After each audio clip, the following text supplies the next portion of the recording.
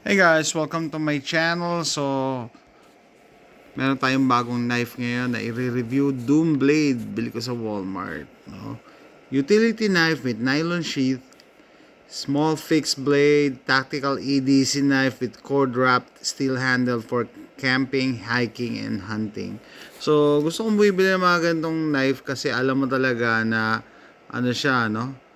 Full tang. Ibig sabihin, buo yung metal blade niya hanggang dulo. Hindi yung dinugtong lang dito or winelding lang. So, yan. Okay? Utility knife. Yan. Overall length, 18 centimeters or 7 inches. Blade length, 9.5 centimeters or 3.74 inches. Thickness, 0.25. Gusto ko yung type of steel. 8CR13 MOV. Yan. Handle material and strong hardness, 57 to 58 HRC. Yan yung hardness nung blade, no? Okay, so ito yung blade profile niya. Check natin yung mga iba-ibang pictures. Yan, against the ruler. Sabi ko, okay naman. Hindi naman pala siya ganun. May nabasa ako sa comment, maliit daw siya.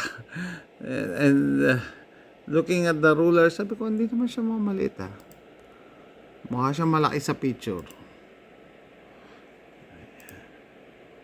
And eto na siya. Nagulat ako, eto ba yun? Ang liit nga. So sabi ko, I should have listened to the reviews na maliit to. So siya. Anyway, masyadong malakas yung ano. Sabi ko, ang liit eh.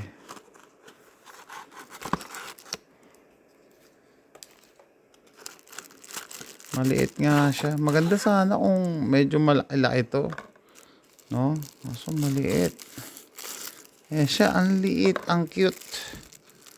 Sana mas malaki. Pero, what can you expect? Mura lang ng bili ko. Yan, $8.99. $8.99 lang siya. Ang liit. Ang liit. Maganda sana yung blade profile. Tsaka yung type of material. Yung hardness. Tapos, ano siya, matalim. It's sharp. Ingat kayo, hahawakan. Ito yung sinasabi ko, no? Yung steel niya, hanggang dulo, one piece lang siya. So, pag bago lang kayo sa knife world, no? Mas maganda yung mga full tang kaysa yung may magandang handle, naka-welding lang dito, madaling mabali. Okay, so matalim siya out of the box. Maliit lang, lalo na para sa akin. Malaki yung kamay ko eh. Yan o.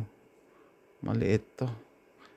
Pero sharp. Pero syempre, sabi nga, you can never have too many knives. So, yung mga kotse namin, merong mga knives. Kasi hindi mo alam kung kailan mo kakailanganin eh. Maliban sa pang self-defense utility, pang putol ng ng tali, or kung ano nung paggagamitan. Maraming pwedeng paggamitan ng knives eh. Lalo na nag-outdoor activity ako. So, one time, nagpunta kami sa beach, wala kaming dalang knife. O, tingnan mo yung sa kotse, meron dyan. And sa murang halaga. Tingnan natin kung kaya niyang... Hindi, matalim to guys, ha? Matalim. So, matalim. Manipis lang to na resibo. Matalim siya. Anyway, so quick video lang. Ang tawag nito, Doom Blade.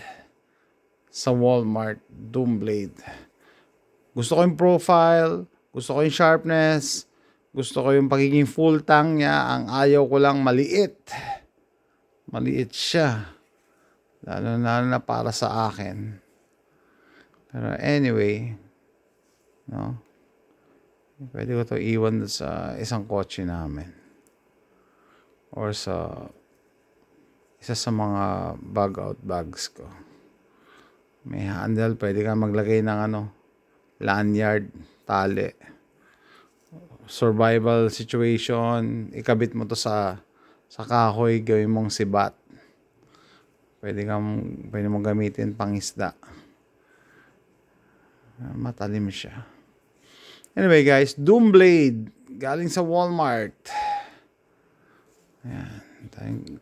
Compare sa kamay ko. Para siyang katana yung profile. Drop point blade type drop point pala yung ganito. No? 7 inches overall. Yan. Okay guys, sa mga knife enthusiasts, preppers, mga mahilig mag-outdoors, no? You can never have too many knives. May paggagamitan yan. Ayan, matalim to. That's it guys. Kung nagustuhan niyo yung video na to, please click like and subscribe para makagawa pa ako mas maraming video. Thanks for watching. Bye.